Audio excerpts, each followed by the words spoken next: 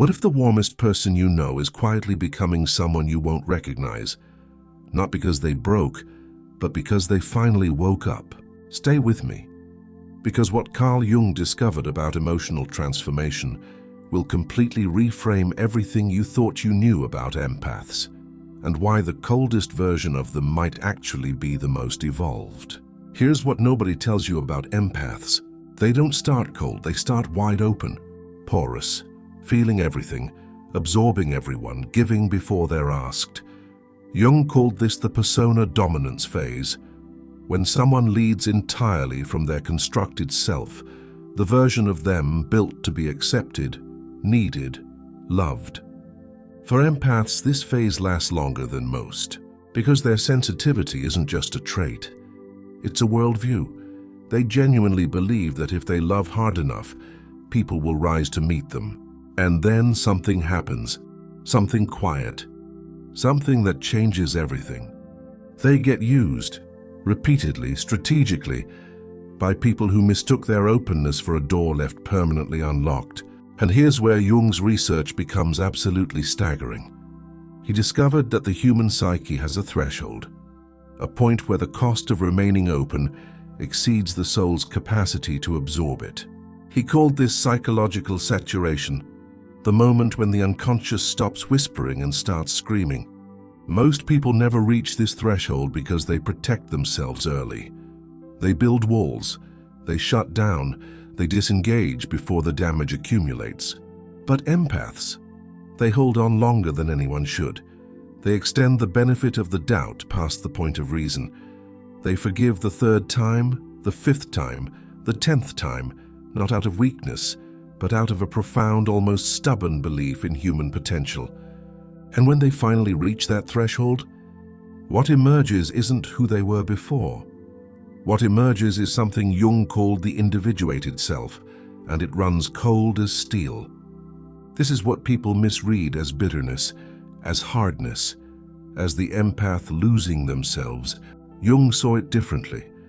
He understood that what looks like coldness from the outside is actually the highest form of emotional intelligence operating in full clarity. The empath hasn't become cold, they've become precise. They no longer distribute their warmth indiscriminately. They no longer perform understanding for people who weaponize it. They no longer explain their boundaries to people who treated those boundaries as negotiating positions. They've entered what Jung called the cold clarity phase, not an absence of feeling, but feeling disciplined by wisdom. And this is where it gets fascinating, because the people around them, especially those who benefited from their endless availability, experience this shift as abandonment, as punishment, as the empath changing. But Jung's research reveals the truth. The empath hasn't changed, they've arrived. Here's what the cold era actually looks like, and why it terrifies people who relied on the old version. The empath in their cold era stops over-explaining. Where they once wrote paragraphs justifying their needs, they now say less, much less. Jung called this psychological economy, the conservation of emotional energy for what genuinely deserves it. They stop chasing closure. They used to need the conversation, the resolution, the acknowledgement of what happened.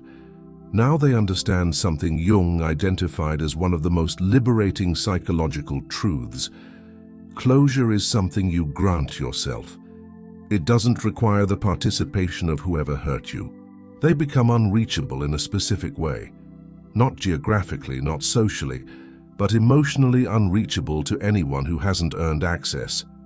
Jung called this selective permeability, the ability to remain open to life while being closed to those who consistently diminish it. And perhaps most unsettling to those who knew them before, they stop performing warmth they don't feel. This one shocks people, because the empath was always so warm, so generous with their energy, their time, their care, and now there's a stillness where that warmth used to be automatic. Jung understood exactly why. He wrote about the persona collapse, the moment someone stops maintaining a performance that no longer serves their authentic self. For the empath, the performance was endless availability, endless patience, endless grace.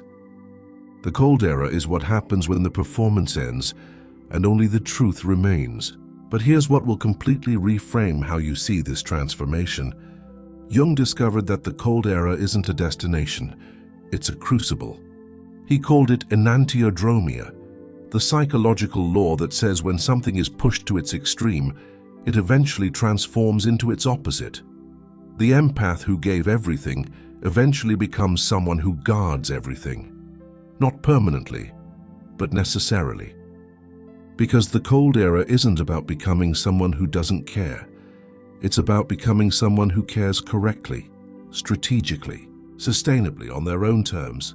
Jung observed that the most psychologically evolved individuals are those who pass through a period of radical self-protection, not selfishness, but sacred self-preservation.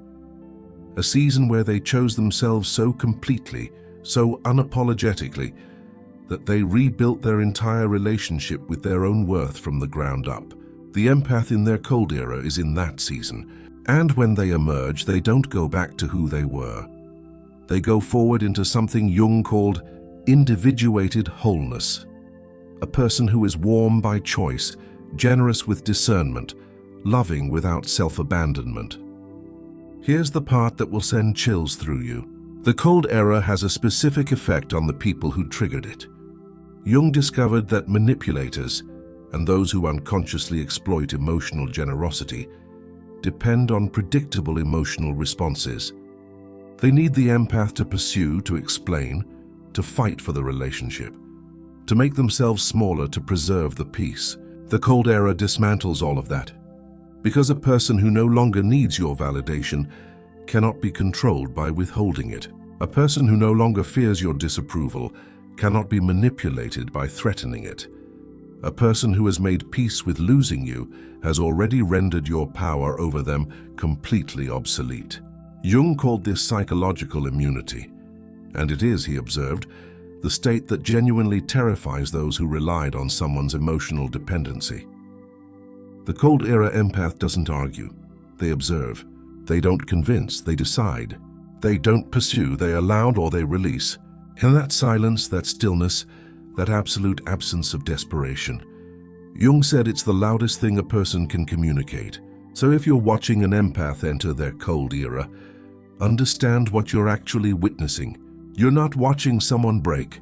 You're watching someone integrate. You're not watching someone become heartless. You're watching someone become whole. You're not watching them lose their gift. You're watching them finally own it. Jung spent a lifetime studying what he called the hero's descent, the necessary journey into darkness that precedes genuine transformation. The empath's cold era is that descent, necessary, uncomfortable, and ultimately magnificent, because on the other side of it isn't a colder person. It's a freer one. Someone who loves deeply but no longer bleeds for it. Someone who sees clearly and chooses carefully. Someone who has learned, finally, completely, that their warmth was never a gift to be extracted. It was always a privilege to be earned. And according to everything Jung understood about the fully individuated self, the empath who has passed through their cold era becomes something rare. Not dangerous, not cold, not broken, unbreakable.